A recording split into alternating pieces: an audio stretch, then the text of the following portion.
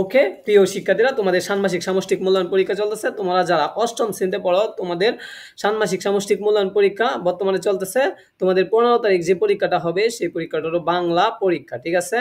আশা করি বুঝতেই পারছো বাংলা পরীক্ষা তোমাদের অনুষ্ঠিত হবে। তোমরা স্ক্রিনে দেখাবো তোমাদের জন্য যে বাংলা পরীক্ষার সিলেবাস এবং কতটুকু পড়তে হবে তোমাদের। এই প্রশ্নটা যে আছে, এই প্রশ্নটা তোমরা কি করতেছো?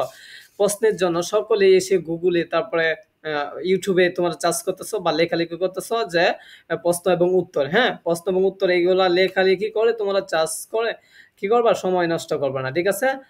চার্জ অপশনে তোমরা যে লেখালেখি করতেছো সেগুলো আমরা দেখতেছি যে কি পরিমাণ চার্জ হচ্ছে একটা সাজেশনের জন্য বা উত্তরের জন্য, প্রশ্ন এবং উত্তরের জন্য অনেক অসংখ্য চার্জ হচ্ছে। সো তোমরা এইগুলা বাদ দিয়ে ভালো করে পড়াশোনা করো এবং এই প্রশ্নটা তোমরা সংরক্ষণ করার জন্য এত সময় নষ্ট করো না।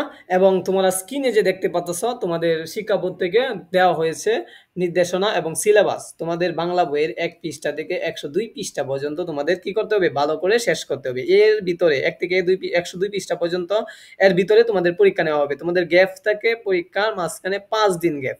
10 তারিখ পরীক্ষা হয়েছিল, এখন 15 তারিখ পরীক্ষা হবে। সো এই ভিতর 5 দিন গ্যাপ, 5 দিনে তোমরা অবশ্যই 1 থেকে 110 পৃষ্ঠা 102 পৃষ্ঠা পর্যন্ত অবশ্যই কি করতে পারবা, শেষ করতে পারবা।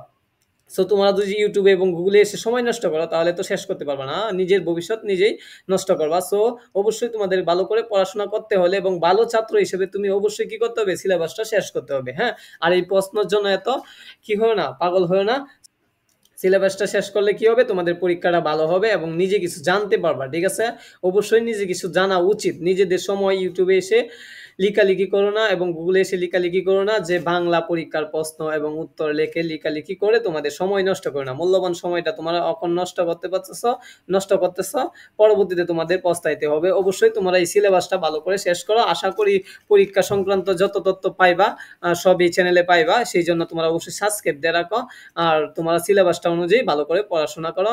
ওকে, ধন্যবাদ এই ভিডিওটা দেখার জন্য। পরবর্তী ভিডিওতে আরো আপডেট কিছু নিয়ে আসবো তথ্য। সো ধন্যবাদ জানিয়ে ভিডিওটা শেষ করলাম। ওকে, ভালো থাকো।